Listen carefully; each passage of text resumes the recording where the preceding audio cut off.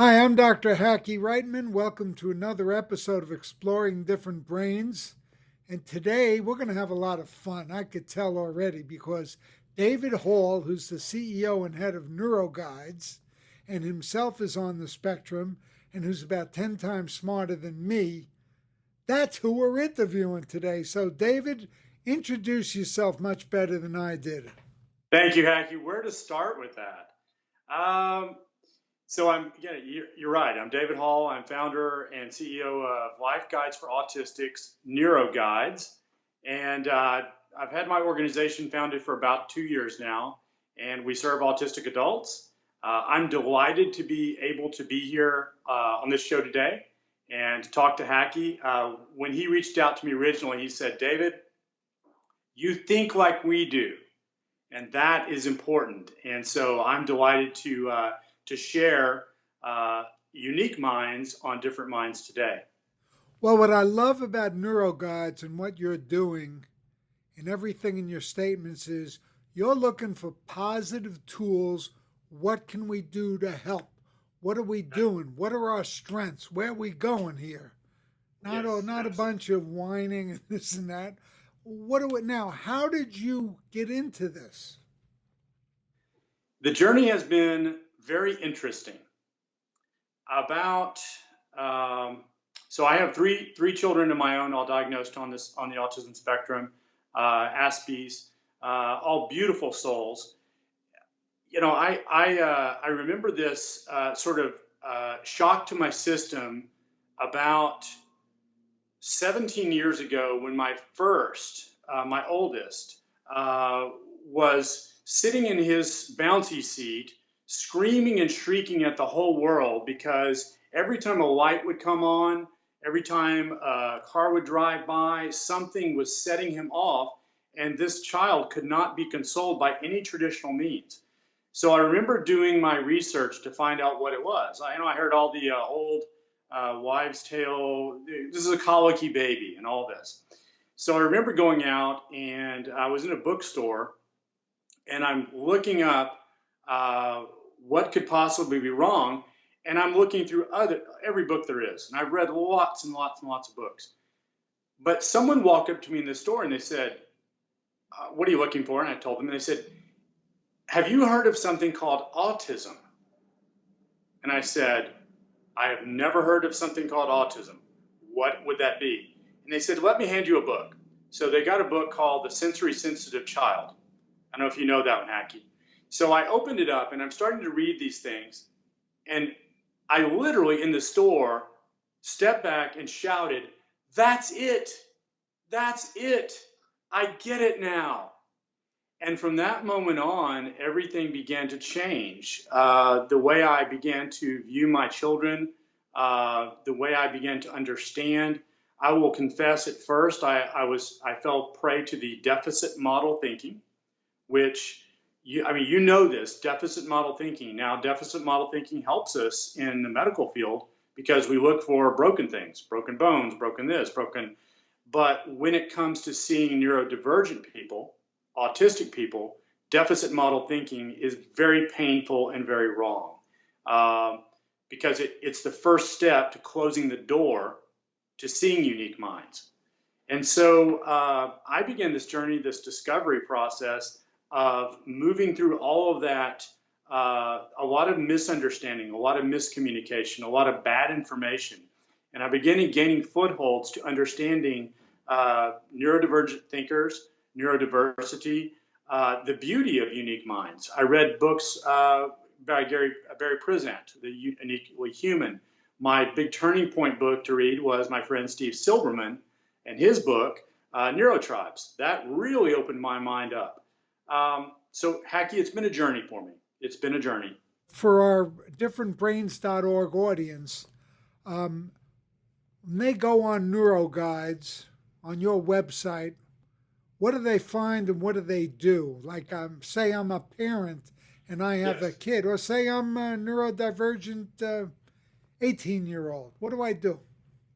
So that website has been completely redesigned in the last 3 or 4 months. And I'm delighted with the people, as you said, way smarter than I, the people who are way smarter than I at doing social media things came along and redesigned it. And they told me, they said, your message is very unique. It's very powerful, profound, but you're not telling it right. So what they did, if you go to our website at neuroguides.org, the first thing you see is a statement, and I'm doing this from memory, but it said, for autistic persons, by autistic persons, we are an organization reaching out to equip, engage, and encourage, something like that. But it's that statement that for autistic persons, by autistic persons, and heck, as you may know, the very first thing I did when I founded my 501c3 nonprofit organization was I sought out autistic persons to be on my board of directors. It's the very first thought I had. To me, why would we have an organization dedicated to serving autistic adults and exclude autistic adults from being the very leadership impetus and input for doing that? It didn't make any sense to me. So I thought, I have to start out with autistic persons on my board. So everything we're doing is autistic directed. It's for autistic adults. And that's the way we see things. And as you know, I have undergone my own personal journey in discovery about my own self on the spectrum in the last few months. Surprise, surprise. Yes, yes. Surprise, surprise. So about 4 months ago, I had just begun corresponding with my colleague and just another beautiful, unique mind, Tara Vance. Tara is the founder of the Aspergian.com. She's the founding writer. And on the Aspergian.com are over 100 now neurodivergent writers worldwide. These are some of the most prolific, engaging, amazing writers and minds. And so I began this dialogue and discussion with Tara, and she broached the idea of me becoming the partner, a full partner with the Aspergian, with Life Guides for Autistics, NeuroGuides. And I was going through the course of that discussion with Tara, and one day, and so a little bit of background on her, she is a neuropsychiatry consultant for organizations, companies worldwide. She's a brilliant person, and she is also autistic herself. So I'm having this conversation with Tara, and Tara gets really quiet with me. And I said, yes. And she said, David, I want to ask you a question. And I should have seen it coming because she is quite the diagnostician. And Tara says, I want to ask you a question. Here's my question. David, how long do you intend to go on pretending to be a neurotypical?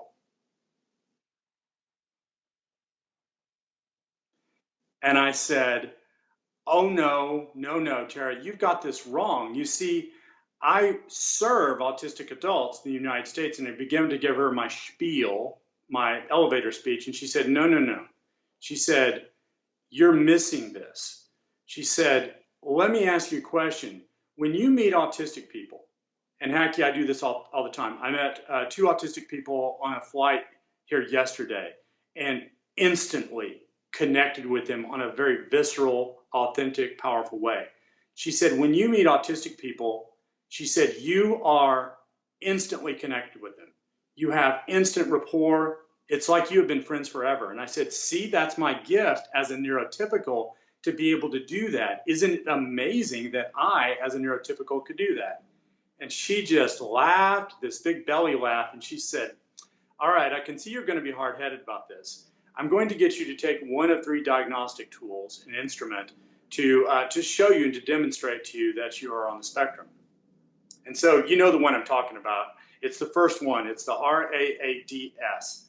And so I took it, and of course, the first thing I did was say, well, look, all I have to do is get a 64 mean score or below, and that'll prove to the world that I'm a neurotypical who has a huge heart for autistic people.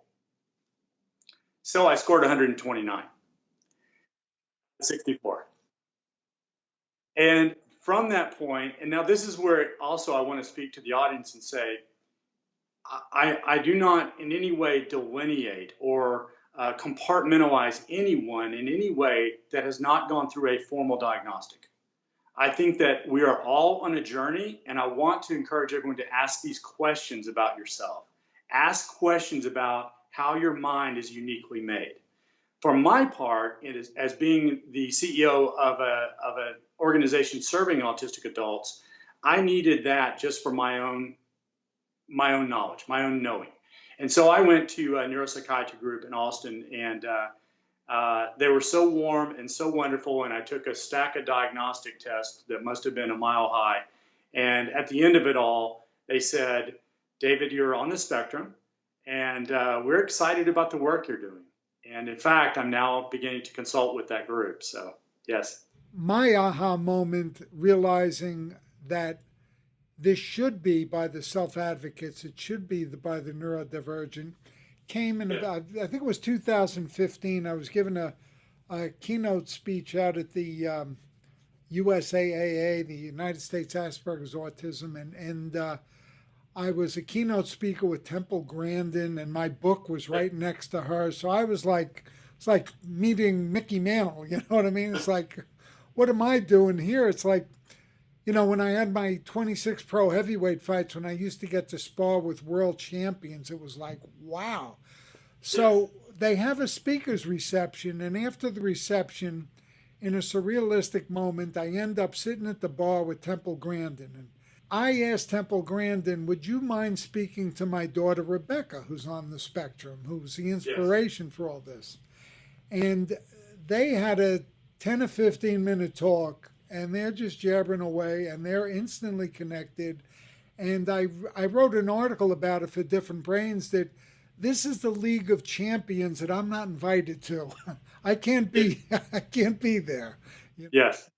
I appreciate you saying that so much, Hackey. You know, Steve Silberman said recently about his book, NeuroTribes, and he said to test everybody, calm down. He said, I'm as neurotypical as can be. I just have a passion for serving you folks. He said, but this is about you. He said, I wrote NeuroTribes as a rocket ship.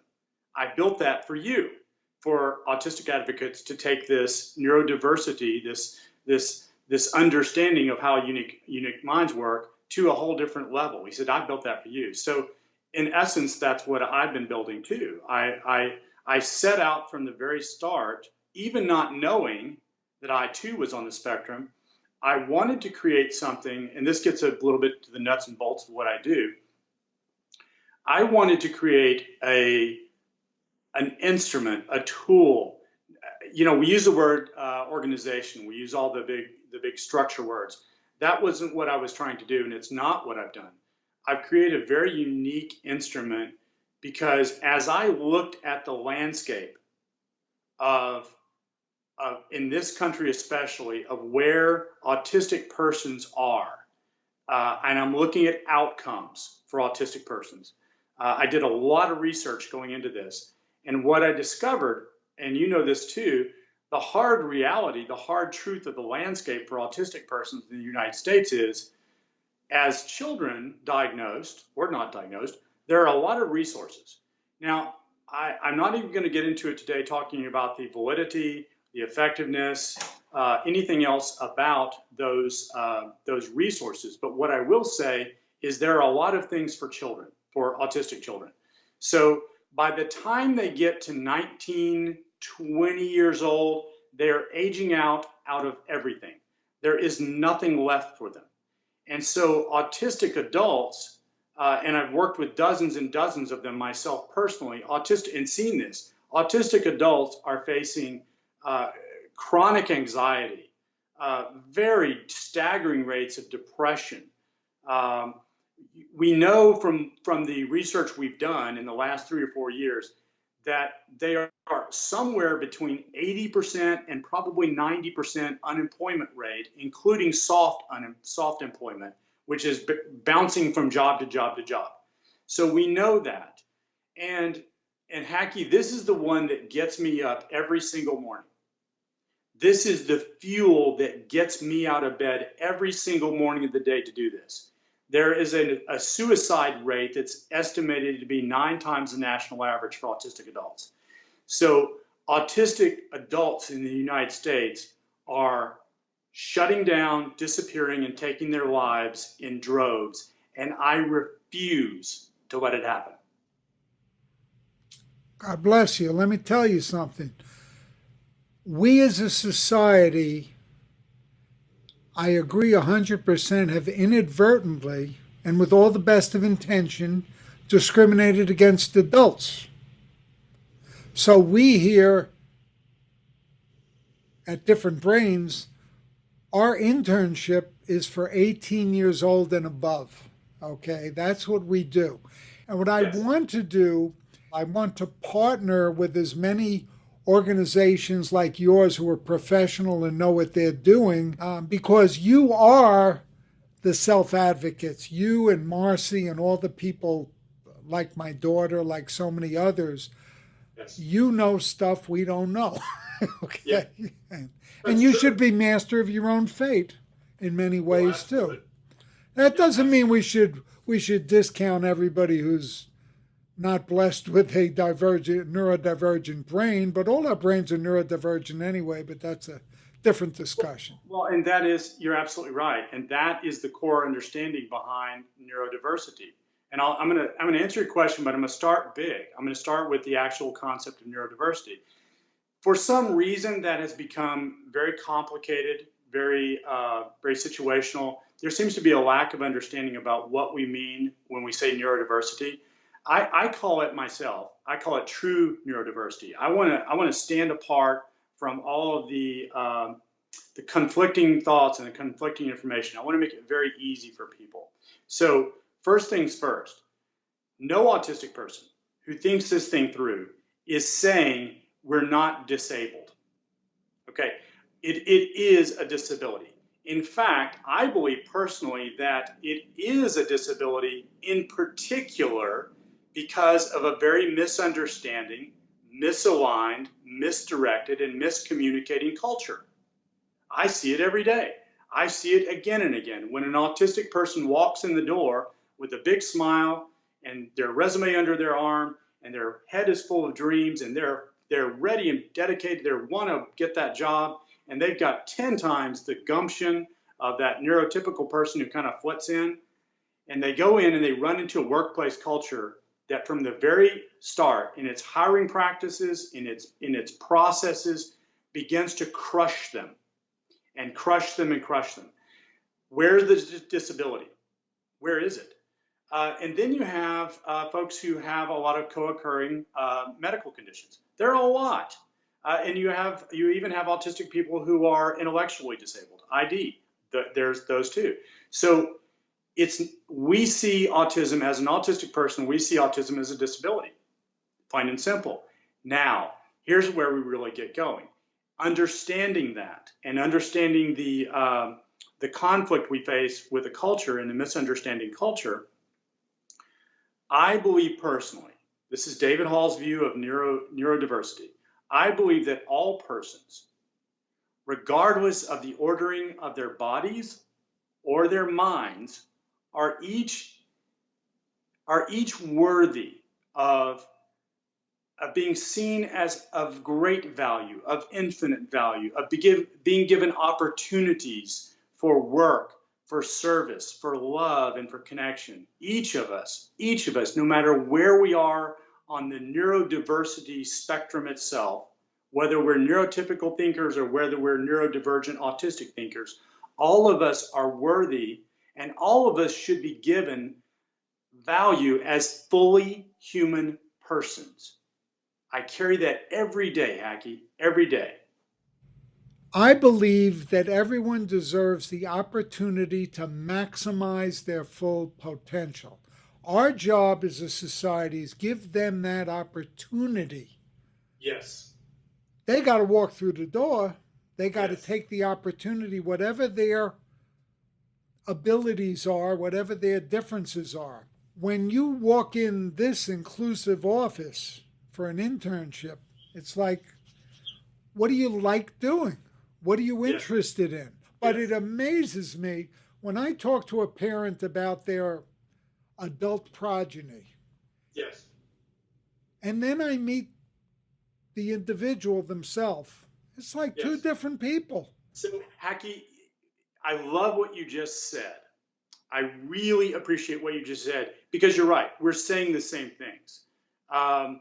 So I want to answer that, and then I want to dovetail with that back into your original question, which was, give me some advice for what we're doing. So I tell people, when I meet with parents all the time. Now, there are occasions when I start to work with an autistic adult when that's not the case. So let me talk about something that occurred yesterday at an airport. So I'm sitting down, and I met a lovely group of young people from Austin. They were traveling, had this great conversation. And when they asked me what I did, I told them, well, I have this unique organization that serves autistic adults socially, occupationally, relationally. We engage, we equip, and we encourage people. And they said, that's very unique. I've never heard anything like that. And you do that one-on-one with folks. I said, yes. And sitting 2 seats down from me in the airport, this woman looks up, and she's looking at me kind of first out of the side of her eye, and she's watching me. And then I'm speaking, and I got to this point where I paused for a minute, and she said, I'm so sorry, I have to interrupt you. She said, I've been listening to what you're saying. And I said, that's fine. She said, I'm the parent of an autistic young woman, and she is just about to leave high school. And what you're saying is opening my mind just listening to you speak. And she said, can you tell me more about what you did? So fast forwarding, the young woman comes and sits down, and she's got her iPhone smart device in front of her, and she's working on some kind of something or other, and she's very intent at it. And I told the parents, they said, well, we're just frustrated. I mean, the dad's an engineer, and the mom is taught right, and we're just frustrated because we don't know what to do. And I said, it's okay. And I gave them a little bit more, and they said, well, again, we're so frustrated. And I said, listen, I said, first of all, I said, you have to forgive yourselves and just find peace with this. I said, this is not about you. I said, you love your daughter. You are looking for opportunities. The universe providentially just introduced us. I said, so these are good things. But I said, I struggle as a parent of 3 autistic children myself. I said, the magic of what I do is when I can work with someone else's kids. I said, or young adults. I said, because I don't have to deal with a lot of the social structure, the family structure that you do. I can come at this with a whole different perspective and a whole different set of eyes. So keep in mind, the young lady is sitting across from me in the airport. She looks up over her device, and she looks at me, and I look at her, and we lock eyes. And for about 10 seconds, thousands of things are communicated. And she puts that down, and she gets this little smile, and she said, well, let's talk a little bit. And I said, let's do that. So we started this talk, and I found out she's interested in impromptu theater. She's an artist. All these things are starting to flow out. And the parents are watching me and thinking, what are we seeing here? This guy is not a therapist. He's not a trained, he's like she is. And he's talking in a way to her. And by the way, everything I do is strengths-based. Everything I do is strengths-based. I'm looking, searching I'm like a detective, looking for strengths, looking for points of engagement. And so in a few minutes' time, I'm finding that with this young woman. So long story short is, it looks like I'm going to be working with her from that little dialogue in the airport. So, yes. How very cool. How cool. Yes. Well, what we're trying to do here is all of our media is produced by our wonderfully neurodivergent interns who come and go on to bigger and better things. And some of them are going to school. Some of them have big ideas. Michael, who's doing the audio on this right now, he wants to be the next Elon Musk, and why not? Give it a shot. Right, Michael? Oh, yeah, definitely. Thank you, Michael. Well, let me encourage you. Yes, and here's my advice piece with what you're doing. What you're doing is amazing, Hacky and Michael and all of you guys over there. What you're doing is amazing. The culture cannot help itself. And I mean that. I've seen this demonstrated hundreds of times. Parents, well-meaning parents, loving parents, think that they need to kind of lead the way, wrangle their son or daughter into social situations, into even relational situations, and certainly into occupation job situations. They feel like they just have to wrangle them in. And what happens is with autistic persons, and Hack, you mentioned this yourself, when you see them just sort of shut down, they wall off, is when the parent comes in, even well-meaning, loving parents, and I've seen so many of these autistic social groups. I see them pop up on, Facebook or Meetup or whatever. They pop up, and the first thing you see is it's organized by these adults, these parents. And so what they do is they hustle their kids in, they sit them down, and they say, okay, Billy, now we're going to do this. And by the way, Billy probably speaks Russian and German and is also working on something else. Okay, here's what we're going to do now. We're going to all do this thing. Let's get our crayons or whatever. And it becomes, it's repressive. Autistic persons don't want that. They want to avoid that. They want to be known. Going back to Steve's book, they're looking for their neuro tribe. They want to be known and valued. And so in the social things that I've done, I have freed myself from parental oversight. I come in just on the outside, get them together and going, and then I'm out of there. I step out of the picture. So what you're doing, and this is my advice, is do more of that.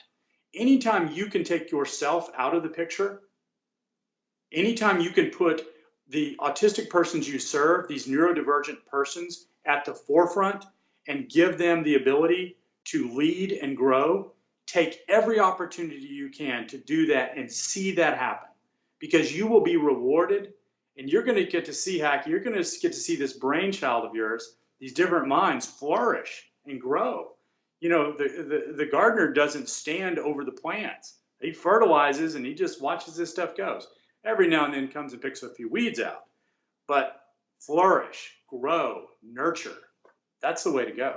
Well, on that note, we're going to have you come back for sure, but I'm going to end today here because that's on that very positive note, as we all strive to have everyone maximize their full potential with the gifts that they have, Yes. And we're all different, Thank you for having me here today. I so appreciate it, and I think very highly of you, and I look forward to that good synergy and to building one another up for the work we do.